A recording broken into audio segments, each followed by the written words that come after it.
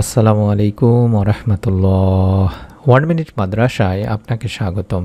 আজ আমি আলোচনা করব নবীজি সাল্লাল্লাহু আলাইহি সাল্লাম নিজেই বলেছেন পবিত্র শুক্রবার বা জুমাবারে যে দুই সময়ে দোয়া আল্লাহ রাব্বুল আলামিন কবুল করেন, এই বিষয়টি নিয়ে বিস্তারিত আলোচনা করার চেষ্টা করব ইনশাআল্লাহ। আশা করি আপনারা সম্পূর্ণ ভিডিওটি দেখবেন। দোয়া ইবাদতের মূল। দোয়ার মাধ্যমে আল্লাহর নৈকট্য অর্জন সম্ভব। যে বান্দা আল্লাহর কাছে চায়, আল্লাহ তাআলা তার উপর খুশি হন, আর যে চায় না তার উপর অসন্তুষ্ট হন। তিরমিজি শরীফের একটি হাদিস, 3373 নম্বরে রয়েছে এই হাদিসটি। তিনি ভাই বোনেরা, দোয়া হলো আল্লাহর সামনে বান্দার সমর্পণ করা। মহান আল্লাহর দরবারে বান্দার হীনতা ও দীনতা প্রকাশের উত্তম পন্থা হলো এই দোয়া। তাই দোয়া একটি গুরুত্বপূর্ণ ইবাদত। জুমাবার সপ্তাহের শ্রেষ্ঠ দিন। এই দিনে দুটি সময় আছে যখন আল্লাহ তাআলা বান্দার দোয়া কবুল করেন। সুবহানাল্লাহ।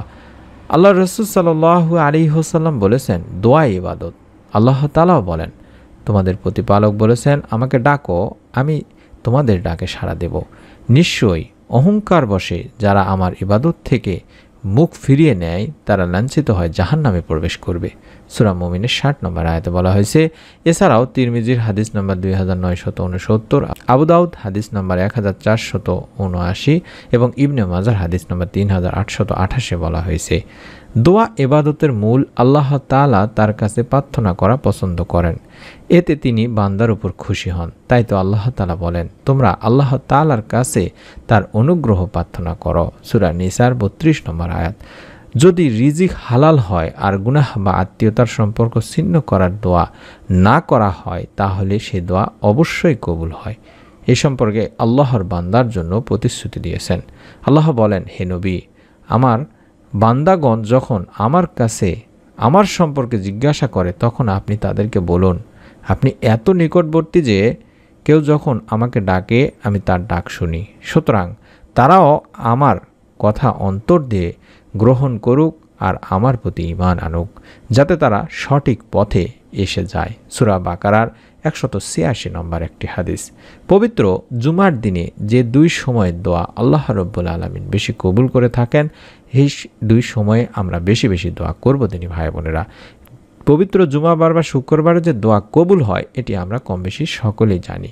আল্লাহ তাআলা বান্দাদের দোয়া কবুল করার ওয়াদা করেছেন। সুবহানাল্লাহ। সব সময় সব অবস্থাতেই তিনি দোয়া কবুল করেন। তবে হাদিসে বিশেষভাবে জুমার দিনের দুইটি সময়ের কথা বিশেষভাবে বলা হয়েছে, যে বান্দা তখন আল্লাহ তাআলার কাছে যা চাইবে আল্লাহ তাআলা অবশ্যই তা দান করবেন। সুবহানাল্লাহ। হযরত আবু হুরায়রা রাদিয়াল্লাহু তাআলা আনহু বলেন, আল্লাহ রাসূল সাল্লাল্লাহু আলাইহি ওয়াসাল্লাম একদিন জুমার দিনের আলোচনা করলেন। তিনি বললেন, এই দিন একটা সময় আছে তখন কোনো মুসলিম নামাজরত অবস্থায় আল্লাহর নিকট যা চাইবে আল্লাহ তাকে অবশ্যই তা দেবেন। আবু হুরায়রা রাদিয়াল্লাহু তাআলা আনহু বলেন, এরপর আল্লাহ রাসূল সাল্লাল্লাহু আলাইহি ওয়াসাল্লাম হাত দিয়ে ইশারা করেছেন। ওই মুহূর্তটা অতি অল্প সময়। বুখারী শরীফের 935, মুসলিম শরীফের 852 নম্বর একটি হাদিস।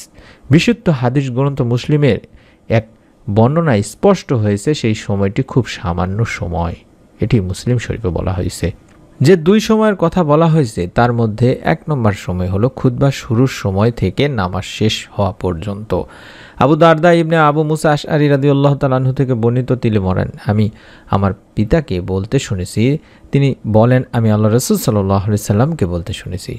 তিনি জুমার দিনের বিশেষ মুহূর্তটি সম্পর্কে বলেছেন, ইমামের মেম্বরে বসার সময় থেকে নামাজ শেষ করা পর্যন্ত সময়টি সেই বিশেষ মুহূর্ত। আবু দাউদ শরীফের 1049 নম্বর একটি হাদিস। অর্থাৎ খুতবা শুরু হওয়ার পর থেকে নামাজ শেষ হওয়া পর্যন্ত অল্প একটু সময় পাওয়া যায় দুই খুতবার মাঝখানে।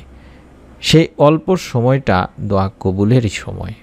আর দ্বিতীয় যে সময় পবিত্র জুমার দিনের আসরের পরের আমলের সময়, অর্থাৎ জুমার দিনের 12 ঘন্টার মধ্যে এই এমন একটি সময় বা মুহূর্ত রয়েছে, যদি কোনো মুসলিম এই সময় আল্লাহ তাআলার কাছে কিছু প্রার্থনা করে তাহলে মহান সর্বশক্তিমান আল্লাহ তাকে তা দান করেন। এই মুহূর্তটি তোমরা আসরের শেষ সময় অনুসন্ধান করো। আবু দাউদ শরীফের 1048 নম্বর একটি হাদিস। আনাস ইবনে মালিক রাদিয়াল্লাহু তাআলা আনহু থেকে বর্ণিত আছে, জুমাবারে এমন একটি সময় আছে যেটাতে বান্দা আল্লাহ তাআলার কাছে দোয়া করলে আল্লাহ তাকে তা দিয়ে থাকেন। মুসান্নাফের 5588 নম্বর একটি হাদিস। শুধু তাই নয়, হযরত জাবের ইবনে আব্দুল্লাহ রাদিয়াল্লাহু তাআলা আনহু বলেন, আল্লাহ রাসূল সাল্লাল্লাহু আলাইহি ওয়াসাল্লাম বলেছেন, জুমার দিন 12 ভাগ, এর মধ্যে একটি সময় আছে যাতে কোনো মুসলিম বান্দা আল্লাহ তাআলার কাছে যা প্রার্থনা করবে আল্লাহ তাআলা নিশ্চয়ই তা দান করবেন। সেই সময়টি তোমরা অনুসন্ধান করো আসরের পর দিনের শেষ অংশটিতে। এটি মুস্তাদরাকে হাকিমের একটি হাদিস এবং আবু দাউদ, নাসাই শরীফের হাদিসটির কথা বলা হয়েছে। অর্থাৎ আমরা জানতে পারলাম পবিত্র জুমার দিনে যে দুইটি সময়, তার মধ্যে একটি সময় হলো খুতবা শুরুর সময় থেকে নামাজ শেষ পর্যন্ত। অর্থাৎ আমরা খুতবা যখন শুরু হবে তারপর থেকে নামাজ শেষ হওয়া পর্যন্ত এই সময়টিতে বেশি দোয়া করব। বিশেষ করে দুই খুতবার মাঝখানে এই সময়টুকুতে বা অল্প এই সময়টিতে আপনারা বেশি বেশি দোয়া করবেন। আমরা যারা মসজিদে নামাজ আদায় করি তখন দেখি এক খুতবা পড়ার পরে কিছুক্ষণ বসে হয়তো বা সামান্য কয়েক সেকেন্ড সময় দেওয়া হয় বা কয়েক মিনিট সময় দেওয়া হয়, তারপর আবারও দ্বিতীয় খুতবা শুরু হয়ে যায়। এই সময়টিতেই দোয়া কবুলের নিশ্চয়তা দেওয়া হয়েছে। এবং পবিত্র জুমার দিনে আসরের পরে থেকে শুরু করে সূর্য ডোবার আগ মুহূর্ত পর্যন্ত এই সময়টিতেও দোয়া কবুল হওয়ার কথা বলা হয়েছে। আমরা এই দুইটি সময়ে অবশ্যই বেশি বেশি দোয়া করব। আল্লাহ তাআলার কাছে আমাদের মনের নেক চাওয়া পাওয়াগুলো সবে নয় তুলে ধরব। ইনশাআল্লাহ আল্লাহ রাব্বুল আলামিন আমাদের মনের নেক আশা পূরণ করবেনই, আমাদের দোয়া কবুল করবেনই। আমি অনুরোধ করব আপনারা অবশ্যই পবিত্র জুমার দিন এই দুটি সময় আমল করবেন, দোয়া করবেন।